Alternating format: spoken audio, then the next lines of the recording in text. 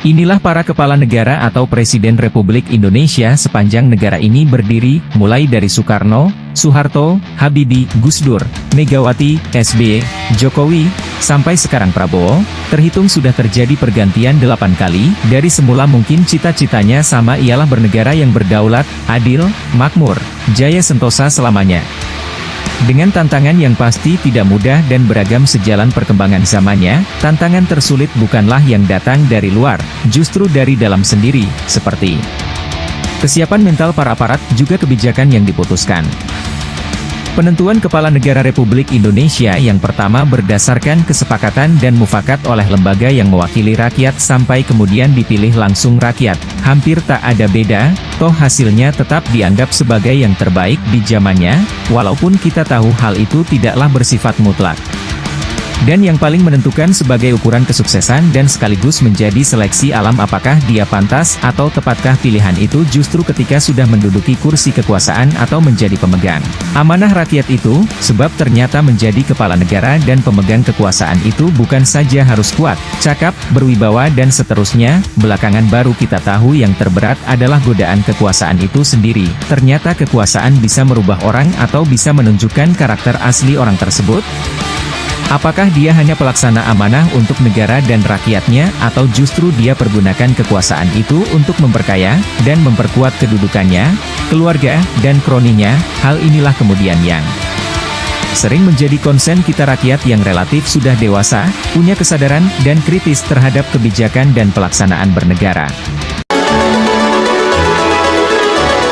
Selamat datang kembali di channel saya, Iyip Marta Stories, yang menyuguhkan beragam video tentang alam, lingkungan, seni budaya, musik, sepak bola, olahraga, dan lain-lain yang saya harapkan bisa menghibur, dan menginspirasi serta memberikan informasi yang seimbang dan objektif. Banyak dari pendapat kita mencerminkan kekecewaan terhadap kondisi pemerintahan dan kehidupan rakyat di Indonesia.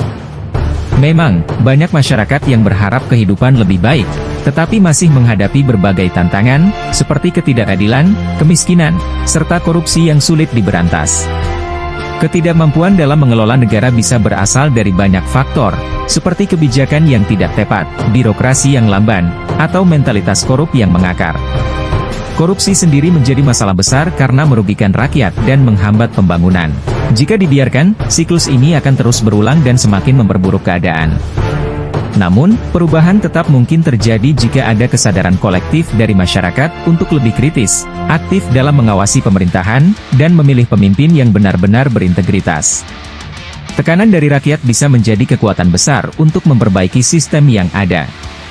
Bagaimana menurutmu? Apa langkah konkret yang menurutmu bisa diambil untuk memperbaiki keadaan? Langkah konkret untuk memperbaiki keadaan di Indonesia, terutama dalam mengatasi ketidakmampuan penyelenggara negara dan mental korup yang akut, bisa dilakukan dari berbagai aspek. Berikut beberapa langkah yang menurutku bisa menjadi solusi. 1. Reformasi sistem hukum dan penegakan hukum yang tegas. Memperkuat lembaga anti korupsi seperti KPK agar lebih independen dan tidak mudah dilemahkan oleh kepentingan politik. Memberlakukan hukuman yang lebih berat bagi pelaku korupsi, termasuk penyitaan aset dan larangan menduduki jabatan publik seumur hidup. Memastikan sistem peradilan benar-benar bersih dari mafia hukum. 2. Transparansi dan akuntabilitas dalam pengelolaan negara. Mewajibkan pejabat negara untuk melaporkan harta kekayaannya secara berkala dan bisa diakses publik. Digitalisasi pelayanan publik untuk mengurangi interaksi langsung yang sering menjadi celah korupsi. Mendorong keterbukaan anggaran dan proyek pemerintah agar bisa diawasi masyarakat. 3. Pendidikan dan revolusi mental. Pendidikan anti korupsi harus diajarkan sejak dini, mulai dari sekolah dasar hingga perguruan tinggi. Membentuk budaya integritas di lingkungan birokrasi dengan sistem reward and punishment yang jelas. Menghilangkan praktik nepotisme dan kolusi dalam rekrutmen aparatur negara. 4. Keterlibatan masyarakat dan kontrol sosial.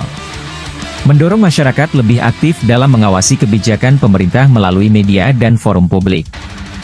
Memperkuat jurnalisme investigatif yang mampu membongkar kasus-kasus korupsi dan penyimpangan kekuasaan. Memanfaatkan media sosial untuk meningkatkan kesadaran dan partisipasi warga dalam gerakan anti korupsi. 5. Pemilu yang bersih dan pemilihan pemimpin yang berintegritas. Mencegah politik uang dan transaksi jabatan yang sering terjadi dalam pemilu. Meningkatkan literasi politik masyarakat agar tidak mudah terjebak dalam janji manis politisi tanpa rekam jejak yang jelas.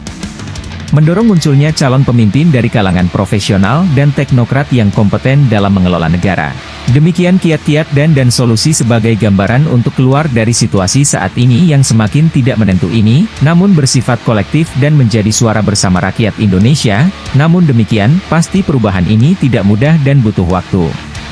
Namun, jika ada kesadaran kolektif dan tekanan dari masyarakat, perbaikan tetap bisa diwujudkan. Dan solusi di atas itu pun nampaknya sangat standar dan normatif, hampir disebut oleh sejumlah kalangan dan individu yang kritis dengan kondisi bangsa ini. Apa menurutmu langkah-langkah ini cukup realistis?